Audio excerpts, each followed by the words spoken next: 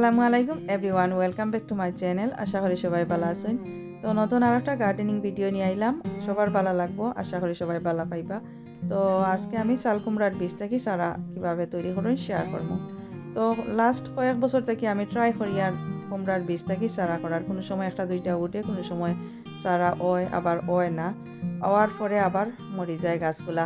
তো এই বছর নতুন আর একটা প্যাকেট আমি বাংলাদেশ থেকে আনাইছি, সংগ্রহ করছি বাংলাদেশ থেকে। তো ডিফারেন্ট ভ্যারাইটিস, ডিফারেন্ট কোম্পানির বীজ।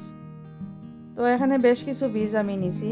এগুলা আগে থেকে আমি ভিজাইয়া রাখছিলাম, 8-10 ঘন্টা পানির মাঝে আমি ভিজাইয়া রাখছি, নর্মাল রুম টেম্পারেচার পানি দিয়ে ভিজাইয়া রাখছি।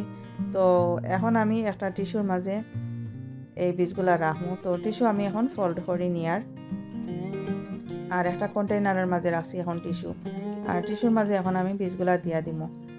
আর আগে থেকে যদি বীজানি না হয় তাহলে দেখা যায় বীজগুলা অনেক শক্ত থাকে, তখন শিকড় বাইরিতে অনেকটা টাইম লাগে। তো এই কারণে আগে থেকে আমি পানির মাঝে ভিজাইয়া রাখছি। তো টিস্যুর মাঝে এগুলা একটু সরাইয়া দিলাম, দেওয়ার পরে এইভাবে পানি দিয়া, রুম টেম্পারেচার পানি দিয়া এভাবে স্প্রে করিয়া দিছি আমি।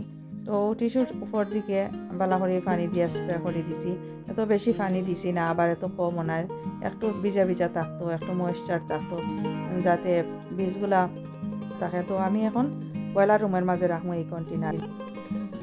এই যে আমি কন্টেনার আজকে বাইর করিয়া আনলাম, 4 দিন পরে আনছি বাইর করিয়া। কুমড়ার বীজ আমি দেখি আর উঠছে কি না।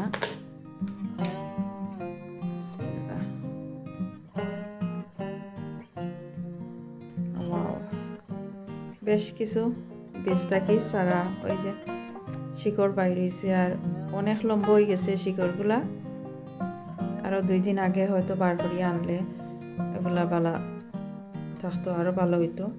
আরও ছোটো থাকতে এই শিকড়গুলো আরও যত ছোটো থাকবো ওই সময় বার করলে আরও ভালো। এখন শিকড় বাইর হইয়া অনেক লম্বা হয়ে গেছে, আর এই যে এখন পাতাও বাইর হয়ে যার।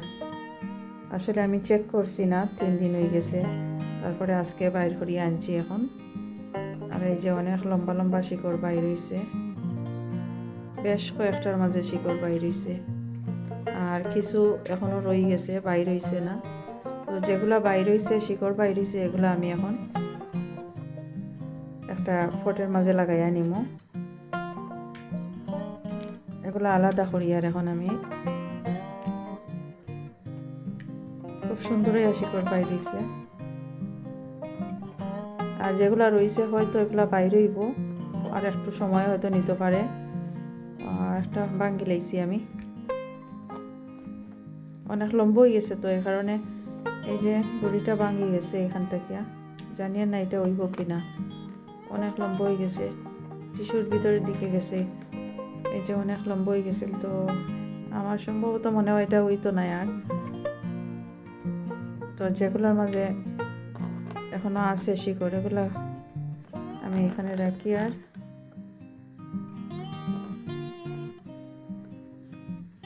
আর কয়েকটা রয়েছে, এগুলো থেকে বাইরে হয়েছে না। আর এই যে বাইরে হয়েছে এগুলা মন যত সম্ভবত এগুলা টমাটোর বীজ হইতে পারে, টমাটোর বীজ আছিল কাছাকাছি, হয়তো টমাটোর গাছ এগুলো হইতে পারে। তো এগুলা রাখি দিয়া। আর এই যে কয়েকটা বাইরে হয়েছে, তা তো নষ্ট হয়ে গেছে, আর এই কয়েকটা বাইরে হয়েছে, এগুলা পটের মাঝে লাগাইয়া নিব এখন। তো এখানের মাঝে আমি 2টা পট আনছি,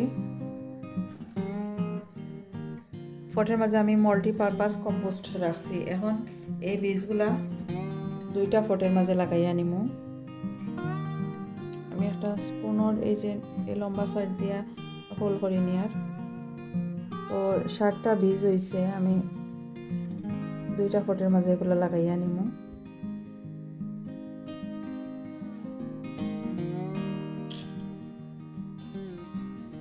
এই যে শিকড় সাইডটা আমি নিচের দিকে দিয়ে বিসমিল্লাহ দিয়ে এইভাবে কভার করে দিয়ে জাস্ট একটু কভার করিয়া দিলাম।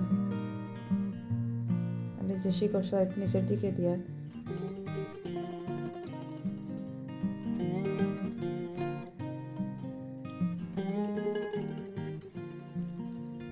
এখন মাটি দিয়ে কভার করিয়া দিলাম। এখন এই ফটের মাঝে আমি লাগাইয়া নিই আর বাকি যেগুলো রয়েছে একটা তো অনেক লম্বা হয়েছে, এটার লাগে অনেক লম্বা একটা গর্ত করা লাগে। এই যে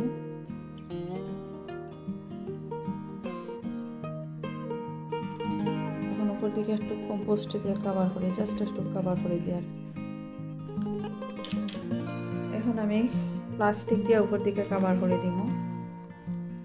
আমি ক্লিন ফিল্ম আনছি, তো দয়া ফটোর মাঝে আমি কাভার করে লাইছি প্লাস্টিক দিয়া, আর কোনো পানি ইউজ করছি না। আমার কম্পোস্ট অলরেডি ভিজা আছে, এই কারণে এক্সট্রা কোনো পানি ইউজ করছি না। আর বেশি পানি দিলে বেশি ভিজা অলরেডি, তো আর বেশি যদি পানি দিই তাহলে শিকড় যে বাইরে সেগুলো নষ্ট হয়ে যাব। আর এখন এই দয়াটা ফট আমি বয়লার রুমের মাঝে রাখি দিব। গাছ ওঠার পরে শেয়ার করবো কীরকম হয়েছে। আর এই যে কন্টেনারের মাঝে কিছু বীজ রয়ে গেছে, অবশিষ্ট যে বীজ রয়ে গেছে, এখনও কোনো শিকড় বাইরেছে না, এগুলো ঠিক এইভাবেই রাখি দিব বয়লার রুমের মাঝে। 3-4 দিন অপেক্ষা করবো, যদি 3-4 দিনের মাঝে উঠে না তাহলে হয়তো বীজগুলা পালা নাই, এই কারণে আর শিকড় বাইরেতে নাই। আর যদি শিকড় বাইর হয় তাহলে সেম এইভাবে ফটের মাঝে আমি লাগাইয়া নিব। তো এখন এই 2টা ফট আমি বয়লার রুমের মাঝে রাখিয়া গাছ ওঠার পরে শেয়ার করবো কীরকম হয়েছে। এই যে আমার কুমড়া বীজটা কি সারা করছি, এগুলা বয়লার রুমের মাঝে রাখছিলাম, তো বয়লার রুমটা কি বাইর করিয়ে আনছি, আনার পরে এখন উইন্ডো সেলের মাঝে রাখছি।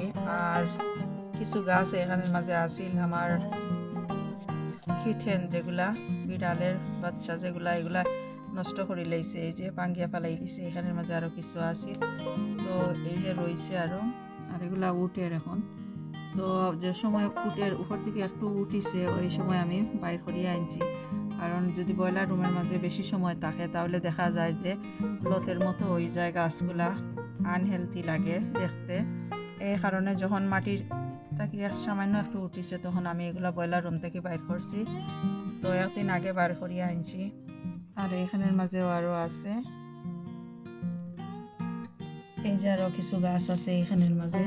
আর এই যে আরও একটা উটের দেখা যায় এখন, আর এগুলার বীজ পড়ে গেছে। আর এই যে রয়েছে বীজ, এই বীজগুলো অটোমেটিক পড়বো, আমি পালাইতাম না এখন, আস্তে আস্তে এমনিতেই পড়ে যাইব। আর যখন দেখবো যে অনেক লেট হয়ে যার ফরেন না, তখন আমি আর দিয়েও পালাইতাম পারবো এই বীজটা।